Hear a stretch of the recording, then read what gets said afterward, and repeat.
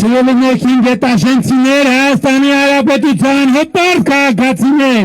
ողջունում եմ բոլորիդ։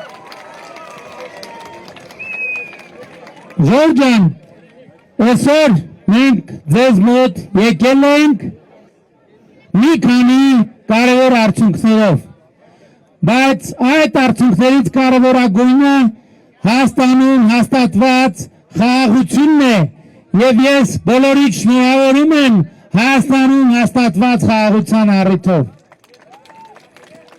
2021 թվականի կառավարության ծրագրում հստակ մենք գրել ենք, որ ժողովրդի առաջ կառավարության ստանձնած մեծագույն առաքելությունը Հայաստանի եւ տարածաշրջանի համար խաղաղ զարգացման դարաշրջան բացելն է։ Ուզում եմ ուշադրություն դարձրեք, մեծագույն առաքելությունը, այսինքն մենք արձանագրել ենք, որ ամենակարևոր բանը խաղաղության հաստատումն է, բայց նաև, այո,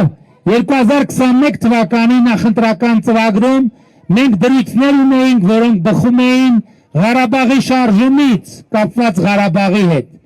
եւ մենք անկեղծորեն մեր բոլոր գործողություններով գնացել ենք այդ ճանապարհին, այդ ճանապարհով միջև են կետը, որ հասկացել ենք, որ խաղաղությունը եւ Ղարաբաղի շարժումը անհամատեղելի են։ Այսինքն հնարավոր չէ շարունակել Ղարաբաղի շարժումը եւ ունենալ խաղաղություն։ Դա բացառված բան է։ Եվ մենք ստիպված ենք եղել կատարել ընտրություն, եւ ինչի մեջ է եղել մեր ընտրությունը։ Մենք գնացել ենք այն տրամաբանությամբ, որ մենք ունենք մեծագույն պարտավորություն, այսինքն ամենամեծ պարտավորությունը խաղաղությունն էր։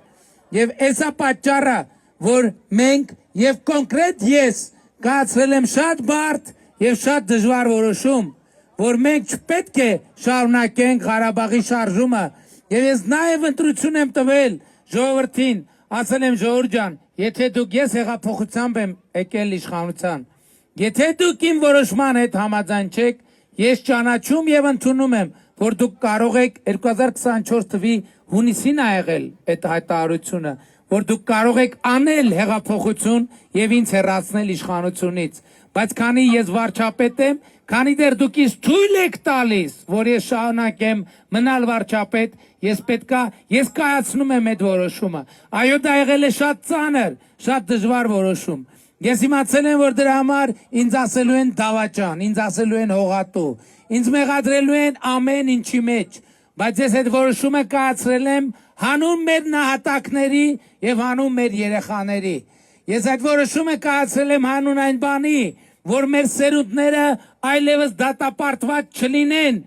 իրենց ուսերին կրել պատմական անլուծելի թնջուկներ։ Ամեն երեխա 91-90 թվից սկսած, երբ որ ծնվել է Հայաստանի Հանրապետությունում, մենք այդ երեխայի ուսերին դրել ենք պատմական, ոչ միայն չլուծված, այլև անլուծելի խնդիրներ բեռներ։ Եվ ես ուրախ եւ հպարտ եմ, որ այս երեխեքին ազատել եմ այդ բեռից եւ այլևս նրանց ոչինչ չի խանգարում ապրել։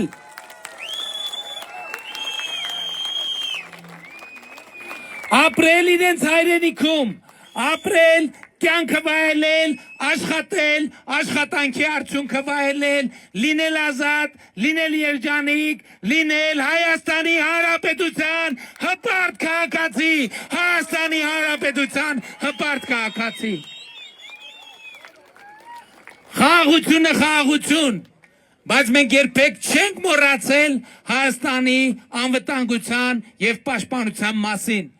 Մեզ տարիներ շարունակ ձեզ հայտնի նիմադիր ուժերը մեղադրել են, որ մենք բանակը քանդում ենք, որ մենք բանակ չենք կառուցում, որ մենք բանակի վրա ներդրումներ չենք անում։ Բանը հասել է այնտեղ, որ ինձ մեղադրել են, ինչ են ասել։ Ասել են Փաշինյանը, ասել են Էրդողանի եւ Ալիևի առաջ պարտավորվել է, որ Հայաստանը բանակ պիտի չունենա, որ Հայաստանը զենք ու սպառազինություն պիտի չունենա։ Մենք այդ բոլոր ասողների պատասխանը տվինք մայիսի 28-ի զորահանդեսում։ Դուք տեսաք այդ զորահանդեսը։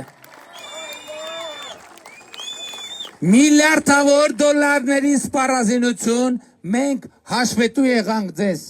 Այդ զորահանդեսը մի նպատակ ուներ միայն Ժողովուրդ ջան, հաշվետու լինել ձեզ յուրաքանչյուրին, որպեսզի որևէ մեկի մտքում մենք կասկածի տեղ չթողենք, թե ինչքանով ենք մենք նվիրված Հայաստանի պաշտպանության խնդիրներին, բայց ավելին մենք այնտեղ ցույց տվեցինք նոր բանակ, նոր հագուստով, նոր սպառազինությամբ, բայց նաև ցույց դրեցինք Հայաստանի տնտեսության մի նոր ոլորտ, ռազմարդյունաբերական համալիր, եւ ամեն անգամ Հանրապետության հրապարակը թնդում էր ծափերից, երբ հրապարակ էր մտրում սպառազինություն եւ ռազմական տեխնիկա, որը արտադրված է Հայաստանի Հանրապետությունում,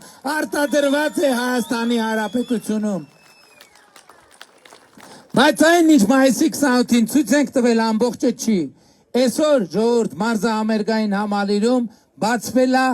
Հայաստանի ռազմարդյունաբերական համալիրի ցուցահանդեսը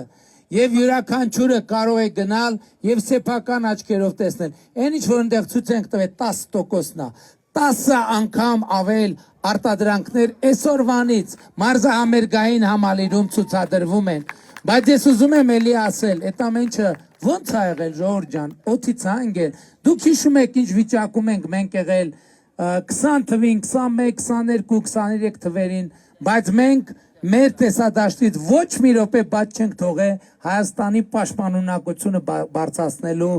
խնդիրը։ Մենք նախ 2021 թվականին 2.8 անգամ 180%-ով ավելացրել ենք գիտության ֆինանսավորումը, որովհետև այդ սարքերը առանց գիտության ո՞նց պետք է ստեղծես։ Գիտության ոլորտում 100-ից 300%-ով աշխատավարձերը ավելացրել ենք։ 20 միլիարդ դրամի սարքեր ենք ձեռք բերել մեր գիտահետազոտական կազմակերպությունների համար։ Եվ այսօր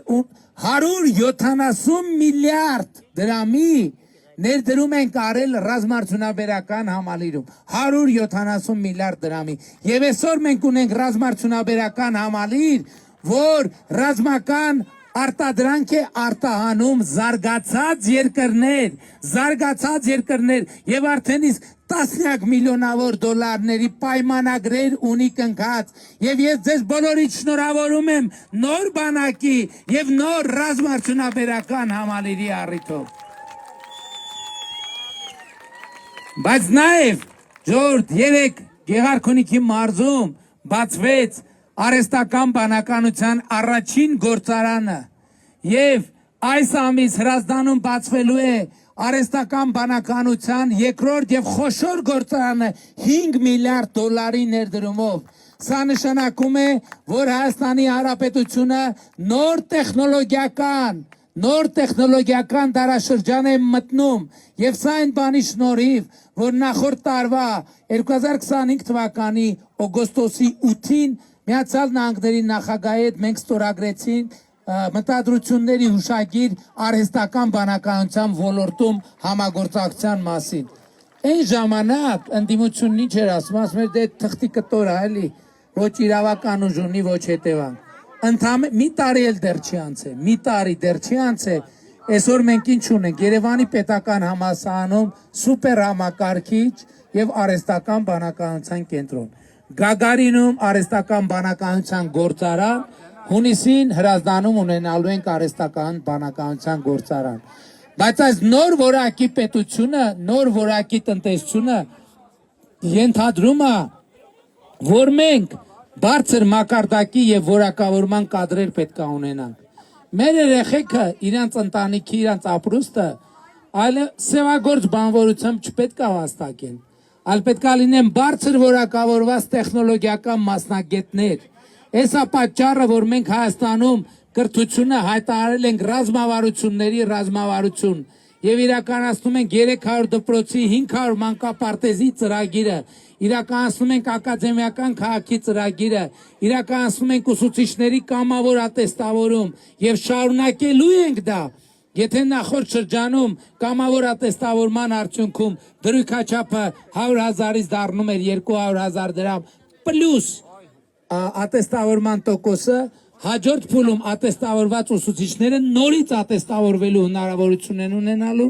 նրանց դրույքը 200,000-ից դառնալու է 300,000 դրամ, պլյուս ատեստավորման տոկոսը։ Մենք ուսուցիչների ուսուցչի կարգավիճակի մասին օրենք ենք ընդունելու, որտեղ ապահովելու ենք նաև ուսուցիչների բնակարանային ապահովության ծրագիր ենք ներդնելու, որպեսզի մեր ուսուցիչները մեր դպրոցներում նոր որակի կադրեր պատրաստեն ի համաձայն այն կարգախոսի, որ մենք նորակառույց դպրոցներում դնում ենք, լավ սովորի, որ լավ ապրեն։ Դե ներքին գետաշենի դպրոցի հետ կապած խնդիրը գիտենք։ Դե հերթական շինարարական ընկերությունը, որ վատ է կատարում իր պարտավորությունները, բայց մենք հիմա կկենտրոնանանք, նոր շինարար կներգրավենք, որպեսզի հնարավորինս արագ դպրոցի կառուցումը, բայց այս դպրոցը արդեն իսկ այսօր կարող ենք ասել, ինքը կառուցվի, կավարտվի։ Հայաստանում այս որակի դպրոցներ երբեք նախկինում չեն եղել։ Այն որակի լաբորատորիաներ, որ մենք դնում ենք դպրոցներում, նախկինում երբեք չեն եղել։ Եվ սա նոր կյանքի, նոր պետության, նոր որակի պետության եւ պետության վերելքի մասին է։ Բայց շատ կարևոր է արձանագրել նաեւ, թե մենք ինչով ենք այս ամեն ինչը անում։ Մենք դες 2018 թվին խոստացանք, որ թալանը դադարեցնելու ենք եւ թալանվածը հետ ենք բերելու։ Մենք 8 միլիարդ դրամի այս կամ այն ձևով գումարներ վերադարձրել ենք պետությանը եւ այդ գումարների հաշվին որ ճանապարհներ են կառուցում, որ փողոցներ են կառուցում, որ լուսավորություններ են անցկացնում փողոցներում, դպրոցներ, մանկապարտեզներ, բայց նաեւ մենք չենք մոռանում յուրաքանչյուր անձի սոցիալական ապահովության մասին։ Երբ որ ես 2018 թվականին ընտրվել եմ վարչապետ, ժողովուրդ, Հայաստանում նվազագույն թոշակը եղել է 16,000 դրամ։ Այսօր նվազագույն թոշակը 46,000 դրամ է, չհաշված անկանխիկ առևտրի դեպքում հետվճարի համակարգը։ Այսօր մեր երեխեքը մինչև 18 տարեկան բոլոր երեխեքը պետական բյուջեի վճարումներով առողջության ապահովագրություն են ստանում։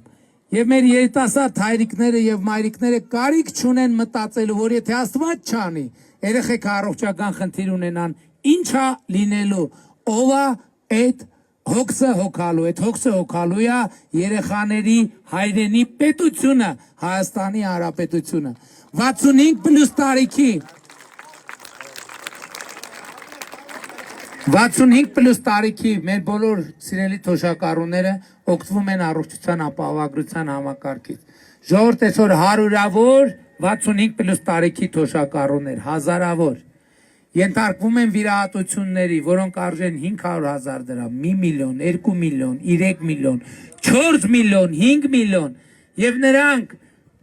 ստիպված չեն իրենց տները դնել գրավի տակ կամ ընկնել սև ցուցակի մեջ, որովհետև իրենք պետության քաղաքացի են, իրենք Հայաստանի Հանրապետության քաղաքացի են, եւ Հայաստանի Հանրապետությունը կանգնած է իր քաղաքացու կողքին։ Բայց միևնույն ժամանակ այս ամեն ինչը իհարկե շատ կարևոր է, բայց ամենակարևորը չի, որովհետև այս ամեն ինչը իմաստ չի ունենա առանց խաղաղության։ Ժողովուրդ, 2025 թվականը առաջին օրացուցային տարին է, որ մենք սահմանին զոհ եւ վիրավոր չենք ունեցել։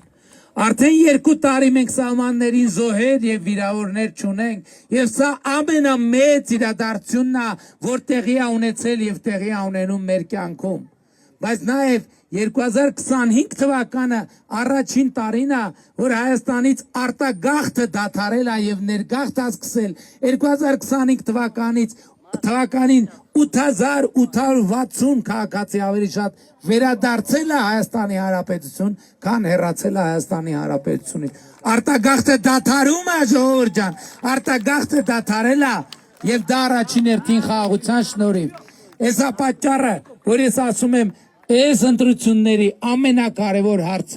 հարցերի հարցը հետեւյալն է։ Հայաստանի քաղաքացին խաղաղությանը տեր կանգնելու է, թե տեր չի կանգնելու։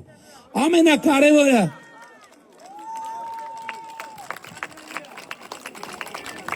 դրա պատճառով է, որ ես բոլորիդ կոչ եմ անում, խնդրում եմ, հորդորում եմ, 2026 թվականի հունիսի 7-ին գնալ ընտրական տեղամասեր եւ տեր կանգնել խաղաղությանը գործելով հետեւյալ տրամաբանությամբ ընտրություններ 2026-ին քվեարկում ենք ընտրություններ 2026-ին քվեարկում ենք ընտրություններ 2026-ին քվեարկում ենք բայց շատ կարևոր է արձանագրել որ այդ քվեարկությունը պետք է բովանդակությամբ ամրագրված լինի որտեվ քվեարկությունը ինքնանպատակ չի սա պաշտոնի եւ աթոռի կռիվ չի սա պայքար է հանուն պետության հանուն ապագայի հանուն խաղաղության եւ 16-ին քվեարկող յուրաքանչյուր ոք ինքնահայտարարում է որ ինքը տեր է պետությանը որ ինքը տեր է անկախությանը որ ինքը տեր է ապագային եւ ինքը տեր է խաղաղությանը ժողովուրդը այո ժողովուրդը պետք է տեր կանգնի խաղաղությանը բայց եկեք չմոռանանք որ ժողովուրդը կազմված է անհատներից անհատ մարդկանցից մի մարդկանցից հեսա պատճառը որ է շատ կարևոր եմ համարում որ մենք առերեսվենք այն պարզ եւ ակնհայտ փաստի հետ որ պետության ապագան անկախության ապագան խաղաղության ապագան կախված է մի մարդուց կախված է մի մարդու որոշումից ընդամենը մի մարդու որոշումից եւ այդ մեկ մարդը դու ես եւ այդ մեկ մարդը դու ես եւ այդ մեկ մարդը դու ես եւ այդ մեկ մարդը դու ես եւ այդ մեկ մարդը դու ես եւ այդ մեկ մարդը դու ես եւ այդ մեկ մարդը դու ես եւ այդ մեկ մարդը դու ես եւ այդ մեկ մարդը դու ես եւ այդ մեկ մարդը դու ես եւ այդ մեկ մարդը դու ես եւ այդ մեկ մարդը դու ես եւ այդ մեկ մարդը դու ես եւ այդ մեկ մարդը դու ես եւ այդ մեկ մարդը դու ես եւ այդ մեկ մարդը դու ես եւ այդ մեկ մարդը դու ես եւ այդ մեկ մարդը դու ես եւ այդ մեկ մարդը դու ես ով այդ մեկ մարդը որ տեր է պետությանը որ տեր է խաղաղությանը թող ձեր բարձրացնի եւ այս մարդկանց հավաքական ամբողջությունն է որ կոչվում է Հայաստանի Հանրապետության հպարտ արժանապատիվ պետականատեր ժողովուրդ եւ ուրեմն ընտրություններ 2026-ին քվեարկում ենք ընտրություններ 2026-ին քվեարկում ենք ընտրություններ 2026-ին քվեարկում ենք որովհետեւ պետությանը անկախությանը ապագային խաղաղությանը ներքին գետաշենին Մարտունին Գեղարքունիքի մարզին Երևան մայրաքաղաքին Հայաստանի Հանրապետությանը փառք նահատակներին եւ կեցե Հայաստանի Հանրապետությունը կեցե Հայաստանի Հանրապետությունը Ժորջան երկու կարճ հայտարարություն այսօր մեր Գեղարքունիքի մարզի մեր եզրափակիչ հավաքը տեղի ունենալու ժամը 20:00-ին ոչ մի րոպե ուշ եւ ոչ մի րոպե շուտ Գավառի կենտրոնական հրապարակում պատիվ կլինի բոլորիդ տեսնել այնտեղ Գավառի կենտրոնական հրապարակում այսօր ժամը 20:00-ին երկրորդ հայտարարությունը քաղաքացիական պայմանագիր կուսակցության եզրափակիչ հավաքը մեծ հավաքը տեղի ունենալու հունիսի 5-ին ժամը 20:00-ին էլի ոչ մի րոպե շուտ ոչ մի րոպե ուշ հունիսի 5-ին ժամը 20:00-ին Երևանի Հանրապետության հրապարակում եւ ես այդ հավաքին մասնակցելու համար հրավիրում եմ մի մարդու ընդամենը մի մարդու այն մեկ մարդուն որ տերա պետությանը որ տերա անկախությանը որ տերա ապագային որ տերա խաղաղությանը հունիսի 5-ին ժամը 20:00-ին Հանրապետության հրապարակում սիրում եմ բոլորիդ հպարտանում եմ բոլորովդ եւ խոնարհվում եմ բոլորիդ առաջ շնորհակալ եմ շատ ժողովուրդ ջան շնորհակալ եմ